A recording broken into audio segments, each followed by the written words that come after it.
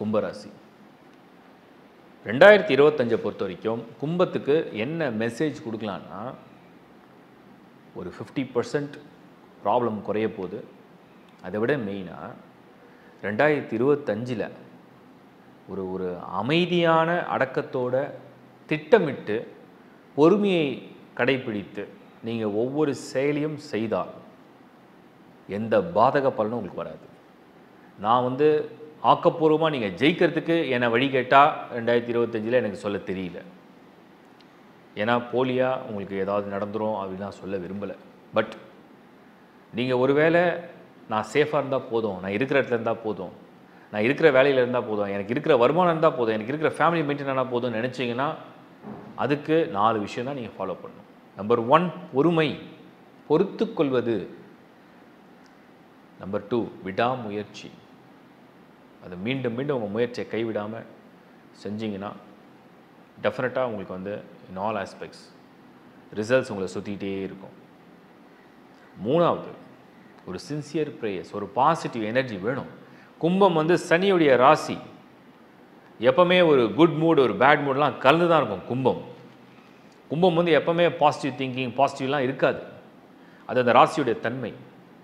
அது என்ன தான் உங்களை சுற்றி நல்லவங்க இருந்தால் ஓகே.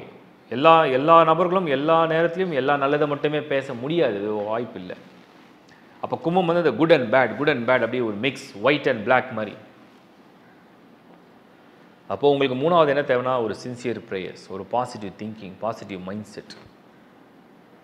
அது பூரணமாக இருக்க உங்களுக்கு நடக்கக்கூடிய அந்த தடைகள், அந்த பலன் அப்படியே ஒரு மாதிரி இருக்குது அப்படின்னா அந்த தடைகள், அந்த போராட்டம், அதெல்லாம் ஃபேஸ் பண்ணுறதுக்கும் அதை டீல் பண்ணுறதுக்கும் உங்களுக்கு அந்த பாசிட்டிவ் எனர்ஜி தான் கை கொடுக்கும்.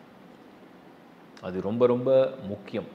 4வது கும்பம் கொஞ்சம் வேகம் எடுக்கிற ஒரு ராசி. வேகம் காட்டும், திடீர்னு வேகம் எடுத்துரும், வேகமாக செய்யும்.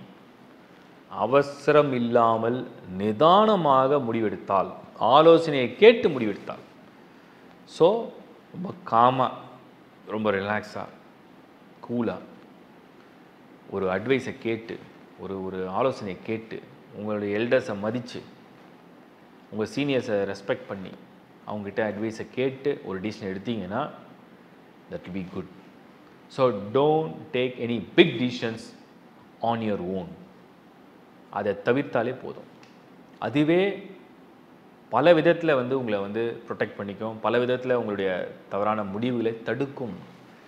அப்புறம் ஃபைனலாக நான் எக்ஸ்ட்ராவாக ஒன்று சொல்கிறேன்.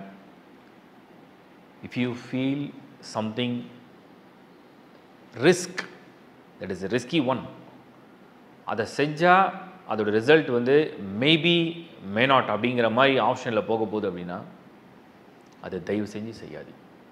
அது பொருளாதாரமாக இருக்கலாம், உறவாக இருக்கலாம், நட்பாக இருக்கலாம், வேலையாக இருக்கலாம், தொழிலாக இருக்கலாம், வேறு ஏதாவது ஒரு ஈடுபாடாக இருக்கலாம். அது என்ன ஒரு விஷயமா இருந்தாலும் சரி, உங்கள் வயதுக்கு நீங்கள் டிசைட் பண்ணுங்கள். நீங்கள் சீனியராக இருக்கலாம், நீங்கள் ஒரு பெண்ணாக இருக்கலாம், குடும்பத் தலைவியாக இருக்கலாம், மிடில் ஏஜாக இருக்கலாம், நீங்கள் ஒரு ஆண், குடும்பத் தலைவன், யங்ஸ்டர், ஒரு ஸ்டூடெண்ட், யாராக இருந்தாலும் சரி, உங்களுக்கு கண்ணில் தெரியுது, நல்லா தெரியுது, இது ஒரு ரிஸ்க் தான், வந்தால் லக்கு, வரலனா இட்ஸ் அ பிக் லாஸ் அப்படின்னா அதை செய்யாதீங்க.